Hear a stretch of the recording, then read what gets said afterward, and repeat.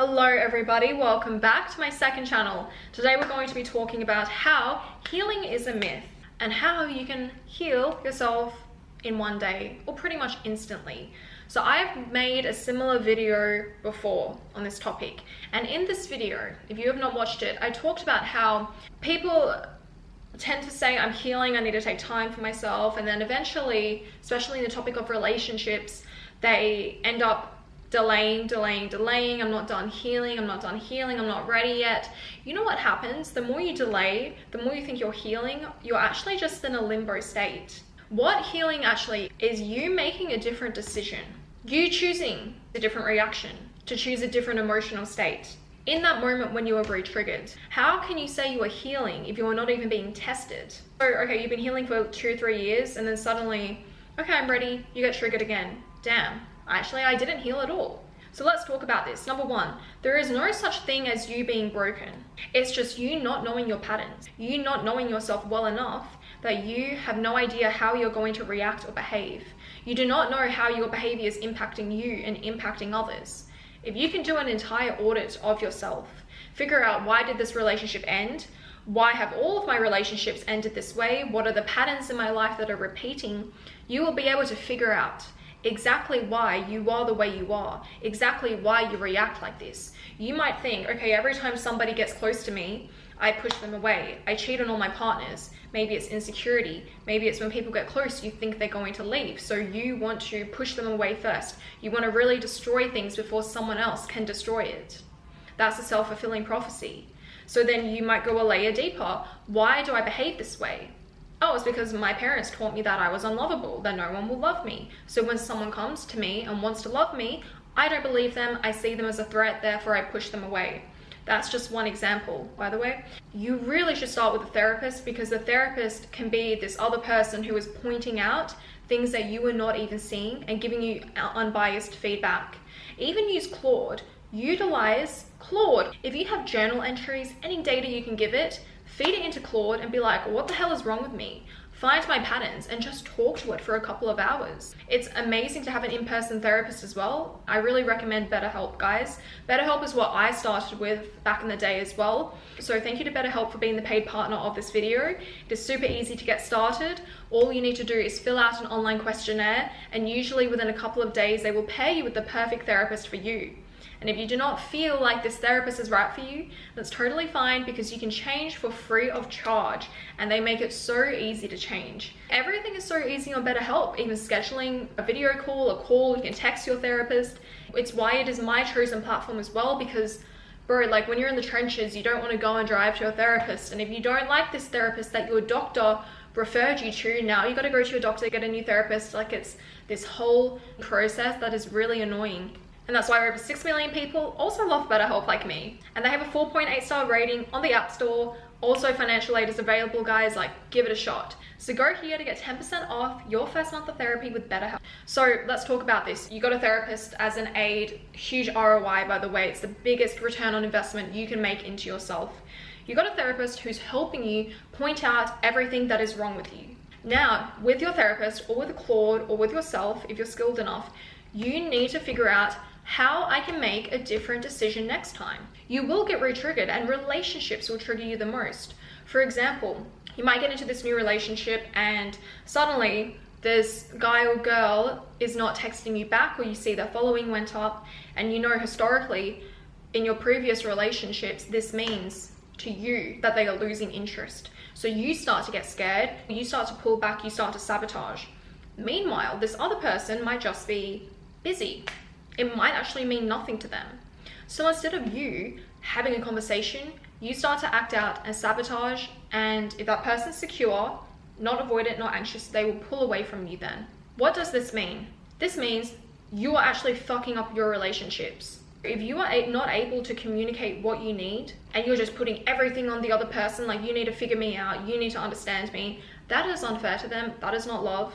If you want to love your partner and you want to love yourself and everyone in your life, guys, you must get therapy and you must work on yourself. What does healing therefore look like? I get re-triggered now. What am I going to do? Am I going to do what I usually do, which is like freak out, act out, block him, scream at him, go through his phone, he's cheating on me? Or am I going to try to regulate myself think about what I learned with therapy, think about why I feel this way, and try to calm myself down or have a conversation. And guess what? Every time you successfully do this, you're rewiring your brain and your nervous system, and you're telling yourself that this is what safety looks like. I am not in danger, I'm not being threatened. Now, imagine if you were just alone and you were doing this. How can you heal? You cannot heal unless you are re-triggered, and in that moment you decide differently. That's why with nervous system regulation, we usually need somebody else to co-regulate with, to teach us that we actually can feel safe with other people. Your brain does not store a broken version of you.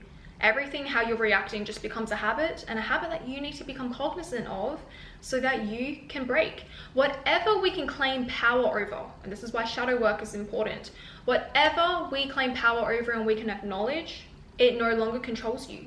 That is why Carl Jung says, those people who don't know their shadow eventually get consumed and controlled by their shadow. Same with the ego. If you do not know why you are doing something, it will control you. And we talk about this in my rebirth challenge. We did this back in January. I'm so sorry guys, I have not launched this to the public. We just did it one time, but it will come back next month. So number 2, every emotion is a decision being made in real time. So appraisal theory by Lazarus 1991 proves that emotion isn't something that happens to us. It's generated by how our brain evaluates a situation. So if we can change the appraisal, we therefore change the emotion. We're not processing old pain, we're actively recreating it with each interpretation, which is why I said you need someone there to help you reinterpret this. Number 3, your personality is not fixed.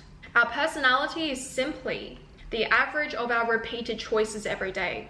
I love this Joe Dispenza quote. It went something like, you know, something happens to you, you have this emotional state for a while, this is temporary. But if you live in this long enough, it will become a habit. Okay, a couple of months, you're living in this state, it's a habit. You do it for a year. Now it is a part of who you are. It is a part of your personality. This is why limerence is so difficult, because often in limerence, you are yearning and yearning and yearning for so long that it just becomes a part of who you are. So when it becomes part of your personality, that is when it is so hard to break. If you're going through a breakup, do not let this become a part of your personality. We need to prune all those synaptic connections early on. We don't want to ruminate. We don't want to let it go on longer than it should go on. Next, our body doesn't know the difference between memory and the present moment, also imagination and what's real. So you know when people say sit with your pain, you're actually just redosing on the same cortisol and adrenaline, because you're visualizing the same event happening and replaying it in your head. In terms of a breakup, this is why I say, like, sit with your pain for, you know, a week or 2, however long you need. Don't let it go on beyond a certain time, because then it's becoming a part of you. But sit with it, feel all your emotions, get it onto paper, specifically handwrite this shit out, guys. Don't type, handwrite it out, and that is how you're going to get over your pain and transmute it.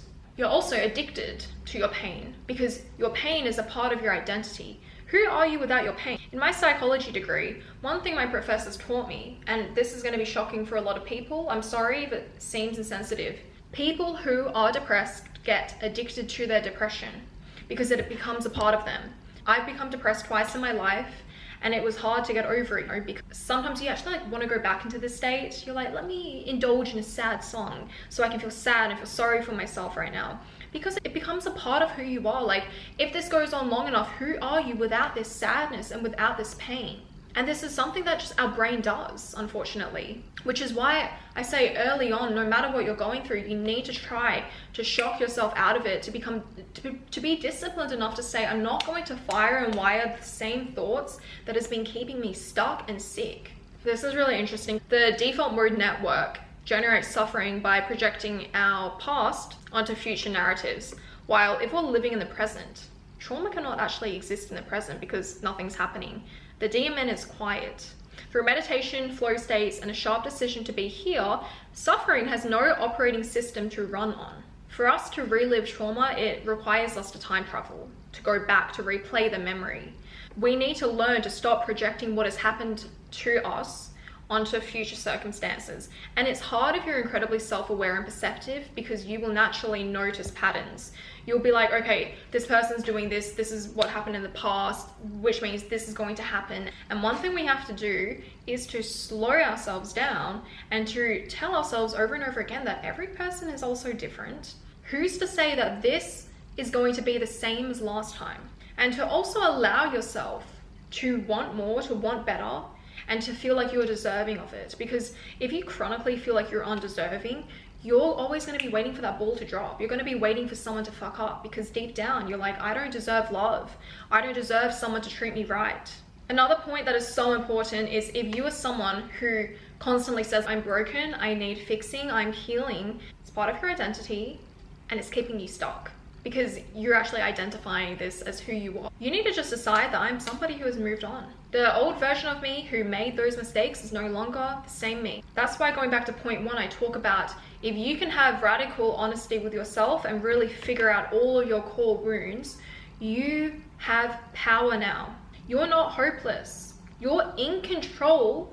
And guess what? For my control freaks, you're only in control if you can claim power over all of the parts of yourself that are insecure, that act out, your inner child, whatever. If you know all these parts of yourself, you're the one in control. You can't be hurt. Only you can hurt yourself.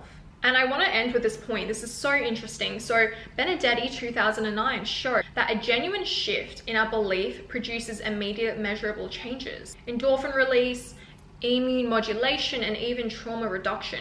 So the decision that we're making is actually the medicine. Our body's not waiting for us to show up, do the work. It responds to the signal the moment that we commit. This is all about placebos and expectations, by the way. If we can expect something to be different, and going back to the previous point, we allow ourselves to want to expect something different, that's producing a shift in our biochemistry. And I'm not going to get into manifestation here and law of assumption and consciousness and how we create our reality, but if you are a follower on both my channels, you also know what this means. We are actively co-creating our reality, which means whatever you're focusing your attention onto is what you are going to get. Allow yourself to want something different and allow yourself to see the good. You're also training your brain to see all the positive things. If you're a woman, you're more likely to notice negative things, which is why women, we are the nitpickers in relationships, and men, they usually don't think a lot of things are wrong, even though there might be a lot wrong. And it's because their brain is just different. So train yourself to focus on the positives. What I do is I have a list of things in my note that says something like God wants me to win. And it's just everything that goes right in my day-to-day life. And I don't write negative things. Everything that goes right day-to-day life. Literally within like 3 days, guys, you will start to feel so much better. Okay, guys, I really hope you enjoyed this video, and I will see you next time on my second channel and my main channel. Ich liebe dich. Tschüss.